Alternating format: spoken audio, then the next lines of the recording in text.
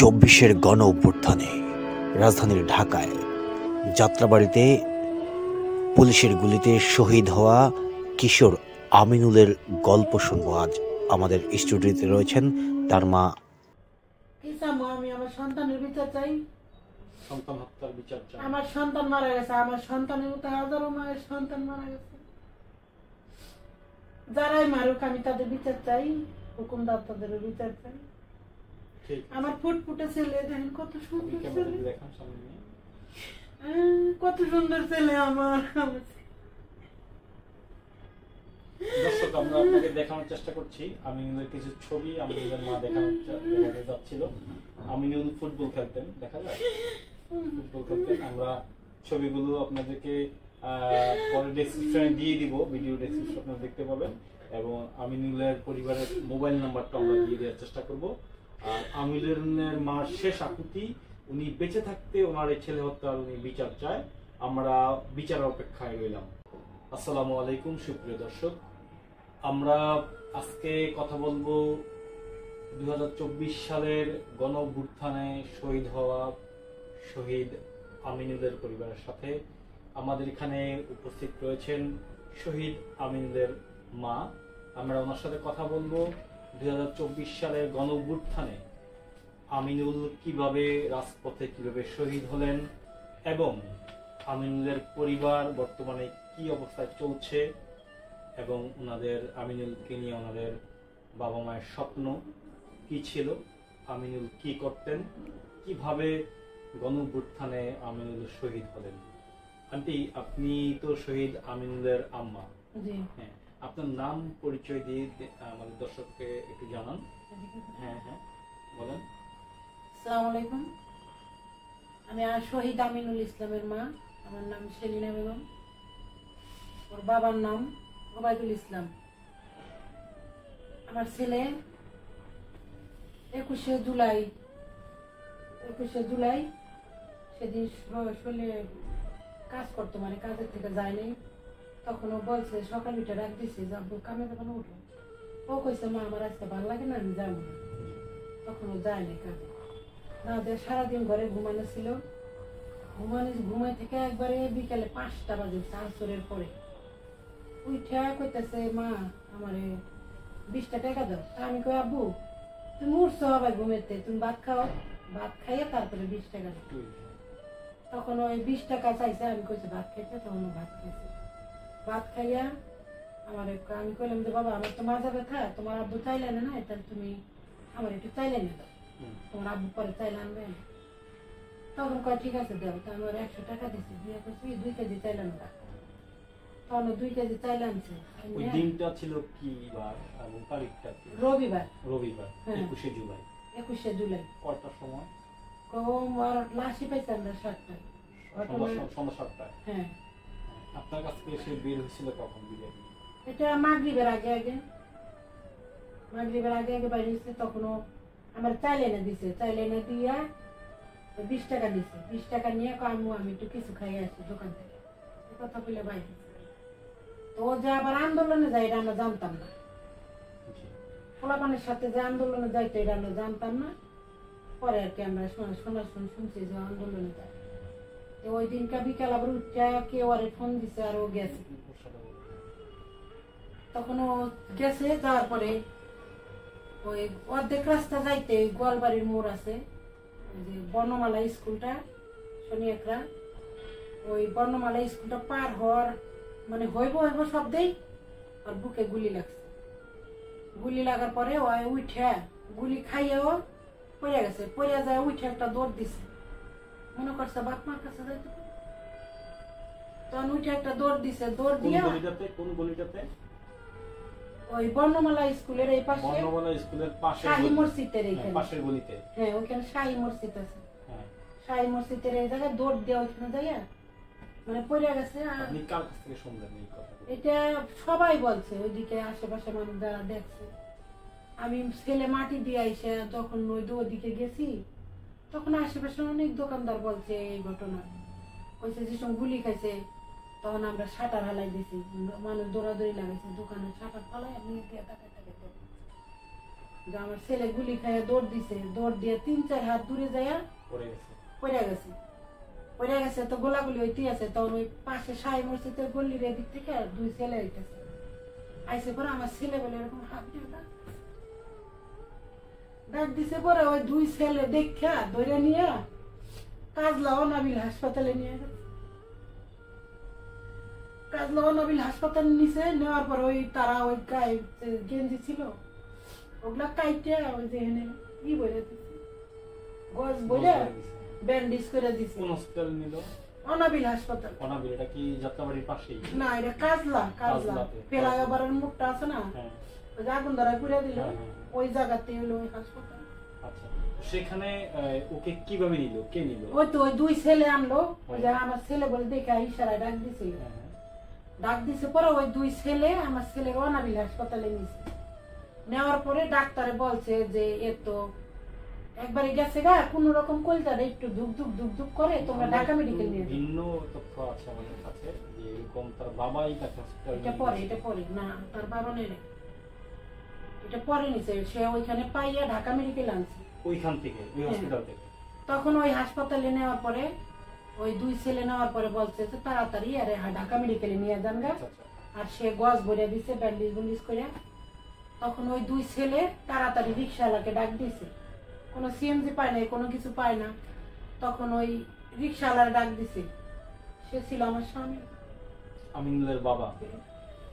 একটু আপনাকে থামাই, দর্শক আপনারা জেনে অত্যন্ত মর্মাহত হবেন যে ছেলে গুলিবিদ্ধ অবস্থায় হসপিটালের বারান্দায় কাতরাচ্ছে। ছেলেকে হসপিটালে নেওয়ার জন্য অন্য বন্ধুরা রিক্সা ড্রাইভার খুঁজতেছিল। ইন দি টাইম যেই ছেলে অসুস্থ হসপিটালের বারান্দায় কাতরাচ্ছে, তাকে নেওয়ার জন্য তার বাবাকেই ডেকে নেওয়া হয়। তার বাবা সামনে গিয়ে দেখে তার ছেলে। আন্টি বলেন।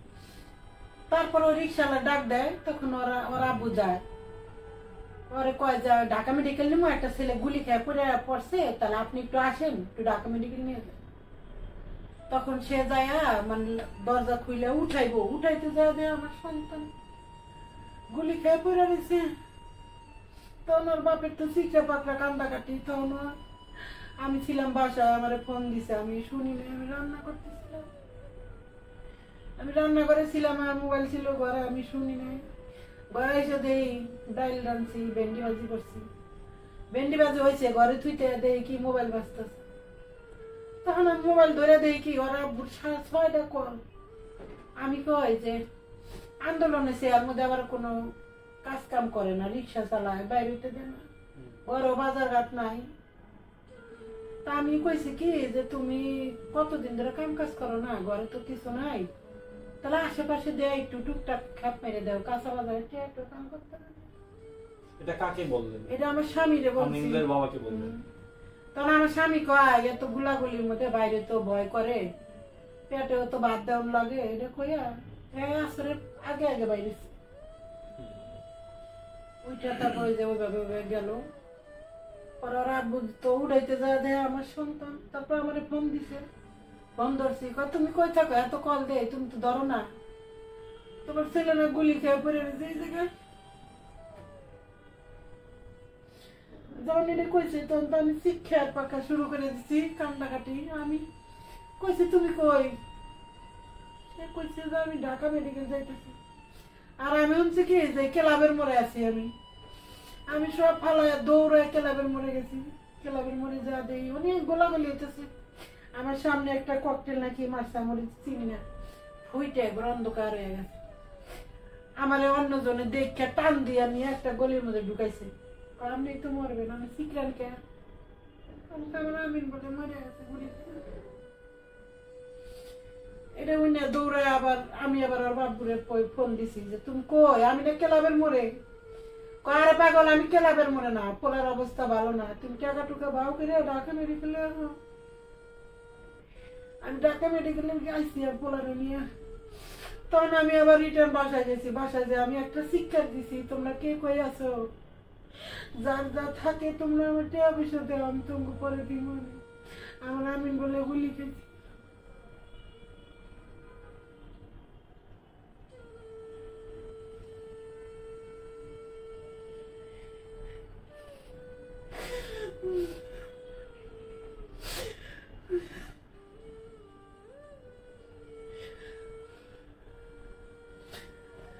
আশেপাশের বারেকটার আইছে, কেউ 500 দিছে, কেউ 2000, কেউ 1500, এমনি এমনি দিছে।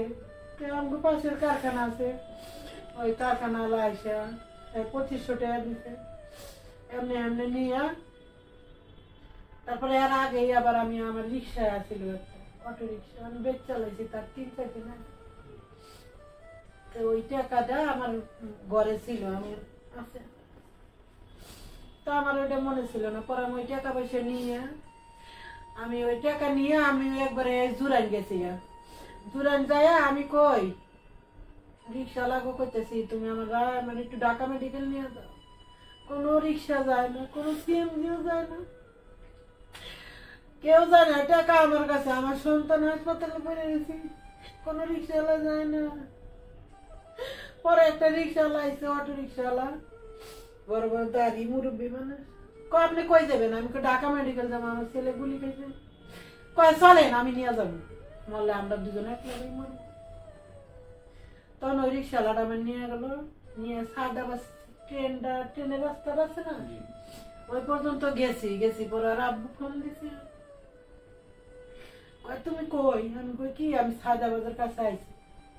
কয় তুমি আয়ো না, তোমার পোলার লাশ দিয়ে দিছে, তুমি আয়ো না, আমি অ্যাম্বুলেন্স দিয়ে লাশ নিয়ে যেতেছি।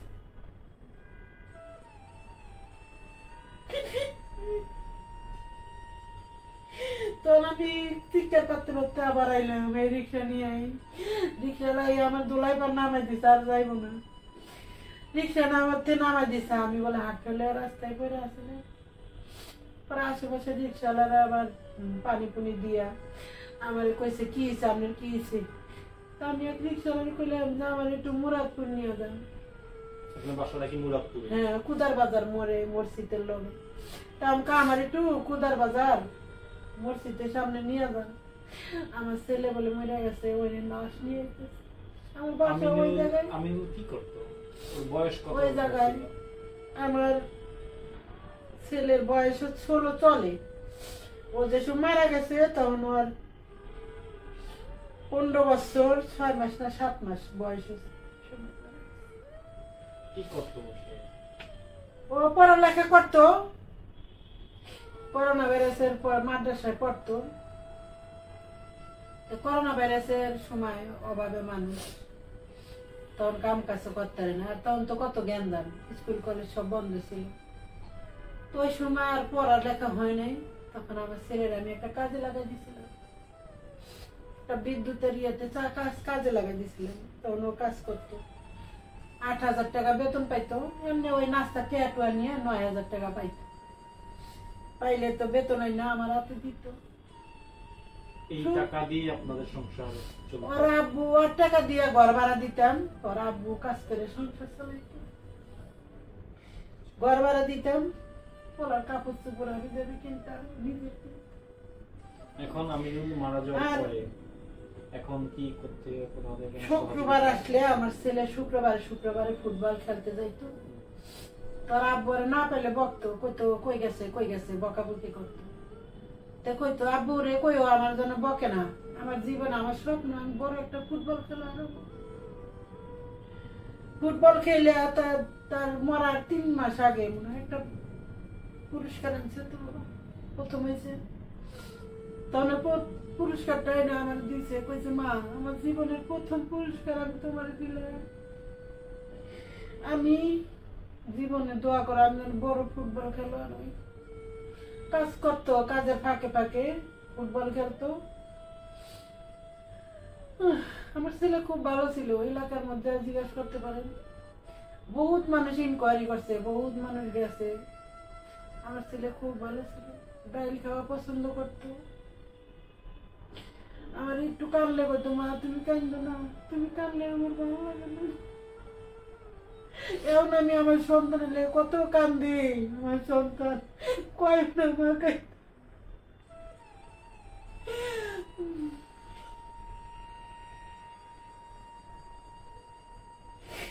আমি তোলাইপাড় থেকে রিক্সা নিয়ে আইছি, আইলাম আয়া দেই যাইতেছি রাস্তায় দেই আর ভিতরে অ্যাম্বুলেন্স নিয়ে আয়া পড়ছে। আমার সামনে দিয়ে যাইতেছে, আমার পুতের পা ধরে এমন বাইরে অ্যাম্বুলেন্সের ঢাকনা খোলা, ওই অ্যাম্বুলেন্সের পিছে পিছে রিক্সাওয়ালা নিয়ে গেল, যাই আমি লাভ দিয়ে নেমে অ্যাম্বুলেন্সের মধ্যে উইটা পোলারে জড়াই দিলে কাঁদতেছে, সবাই আমার টাইনা টিনা নামাইছে, আমি ওই রিক্সাওয়ালার ভাড়াও দিতে পারিনি, আমি লাভ দিয়ে নেমে গেছি, রিক্সাওয়ালার মধ্যে টিয়াও পাইনি। কইনে গেছি না, লাশ আনছে আমার লগে লগে ওই মসজিদের ইমাম সাহেব আছে না, ইমাম সাহেব কমিটি মিলে সবার থেকে টুয়া তুলে দিছে, আমরা কই নাই কিন্তু হেরা উঠাইয়া দিছে, উঠাইয়া অ্যাম্বুলেন্স ভাড়া করে দিছে। আমি ওই যে অনেক বছর ধরে ভাড়া থাকি, মানুষ জানে গরিব মানুষ রিক্সা চালায় জানে। শহীদ আমাদেরকে মানে কবরস্থ করলেন কোথায়? পরে ওই অ্যাম্বুলেন্স এরা টাকা পয়সা তুলে অ্যাম্বুলেন্স ভাড়া করে দিছে, অ্যাম্বুলেন্স নিয়ে একবারে এই বাউফল শ্বশুরের পাশে, পটুয়াখালী বাউফলে, পটুয়াখালী বাউফল গরিপাশা গ্রাম, আমার শ্বশুরের কবরের পাশে মাটি দিছে, মাটি দিছি, ওখানে মাটি দিয়ে আইছি, আমি থাকি ঢাকা, ওর বাপে ওখানে যায়, এ নাইলে আমার পোলার কথা মনে পড়ে, ওই ডেলি একবার কবরের কাছে যায়, আমিও জামগা, এনে ঘর ছাড়ার দরকার, ঘর থাকি ভাড়া থাকি না, কইছে পোলারে একটা রুম টুম নিয়ে যা, আমিও জামগা পরিসরে, আমার শাশুড়ি আছে, আমার তার ছেলে নাই। যে সর্বশেষ কি আপনি এই যে জুলাই যে গণ অভ্যুত্থানে যারা শহীদ হলো, শহীদ পরিবারদেরকে সরকারের পক্ষ থেকে, বিভিন্ন সংস্থার পক্ষ থেকে বিভিন্ন সহযোগিতা করছেন, আপনারা কি সেই সহযোগিতা পাচ্ছেন কিনা, পেয়েছেন কিনা পর্যন্ত? হ্যাঁ, 5 লাখ টাকা পাইছি, সরকার 5 লাখ দিছে না, 5 লাখ টাকা দিছে বাউফল ইয়া বরিশাল। আচ্ছা, এটা কি জুলাই স্মৃতি হ্যাঁ, ফাউন্ডেশন? জুলাই স্মৃতি ফাউন্ডেশন। এবারে কোন রাজনৈতিক দল কি কোনো রকম সহযোগিতা করেছে? কোন রাজনীতি দল ফিরাও তাই নাই, কেউ আসেও নাই, যে বাংলাদেশ জামাত কিন্তু ইসলামী ওই যে জামাত ইসলামরা এরা টাকা দিছে 2 লাখ। বাংলাদেশ জামাত ইসলামী কত টাকা দিচ্ছে? আমরা 2 লাখ পাইছি। জামাতের কাছ থেকে? এরা 2 লাখ দিছে আর ওই এরা 5 লাখ দিছে। তাছাড়া আর কেউ কোনো দিক থেকে কোনো দিন কেউ ফিরে আসে না, কেউ দেখেও নাই যে আমার ছেলেরা মারা গেছে, গরিব মানুষ স্বামী রিক্সা চালায় খায়, কেউ আসে না, এখন বিএনপিও না, আওয়ামী লীগও না, কোনো দলই না। এখন আপনার ছেলে শহীদ হইল, দেশ রক্ষার ক্ষেত্রে শহীদ হইল, এখন আপনারা তাকে কবরস্থ করেছেন আপনার দেশে সেই বাউফলে, তো সেখানেই চলে যাওয়ার চিন্তা ভাবনা করছেন? ছেলের কবরের পাশে গিয়ে হয়তো বাড়ি করবেন এরকম নাকি? বাকি জীবন এনে থাকতে চাই, আমি মরলে যেন আমার সন্তানের পাশে মাটি চাই। দর্শক, আপনারা শুনলেন জুলাই গণঅভ্যুত্থানে যাত্রাবাড়ি মোড়ে শহীদ হওয়া শহীদ আমিনের গর্ভধারিণী মা সেলিনা আক্তারের কাছ থেকে আমরা জানলাম একটি ফ্যাসিবাদ সরকারকে উৎখাত করতে গিয়ে হাজারো আমিনুলরা জীবন দিয়ে গেছে। আমরা চেষ্টা করব এই আমিনুলদের স্বপ্নের বাংলাদেশ আমরা সুন্দরভাবে আগামীর বাংলাদেশকে, নতুন বাংলাদেশকে বিনির্মাণ করার জন্য। দর্শক, আপনারা শহীদ আমিনুলের পরিবারের পাশে দাঁড়াবেন। সমাজে যারা বিত্তবান আছেন, সরকার থেকে শুরু করে যারা আছেন, বিভিন্ন রাজনৈতিক দল যারা বিত্তবান আছেন, সকলকে আমি আহ্বান জানাবো এই আমিনুলের মতো হাজারো পরিবারের পাশে দাঁড়ানোর জন্য, যারা নতুন বাংলাদেশ গড়ার প্রত্যয়ে এই ফ্যাসিবাদকে বিতাড়িত করতে গিয়ে এই দেশকে পুনরায় স্বাধীন করার জন্য যারা জীবন দিল, আমরা তাদের রুহের মাগফিরাত কামনা করছি। এর সাথে আমরা শেষ করছি আজকের মতো শহীদের গল্প। আসসালামু আলাইকুম ওয়া রাহমাতুল্লাহ।